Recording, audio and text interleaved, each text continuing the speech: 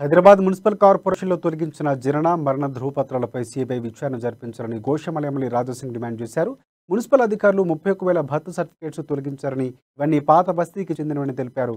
ఈ నకిలీ సర్టిఫికేట్ల వెనుక ఎంఐఎం పార్టీ ఉందని రాజాసింగ్ ఆరోపించారు. మున్సిపల్ అధికారుల స్టాంపు సంతకం లేకుండా ఒక్క ధృవీకరణ పత్రం కూడా తయారు చేయడం సాధ్యం కాదని ఆయన తెలిపారు.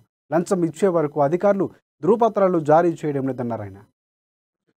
కాదు, 2 కాదు, 3 కాదు, 1000 కాదు, 2000 కాదు, 27,000 బర్త్ సర్టిఫికేట్, అది కూడా ఇన్లీగల్ గా ఎట్లా తయారైంది, ఎప్పుడు తయారైంది?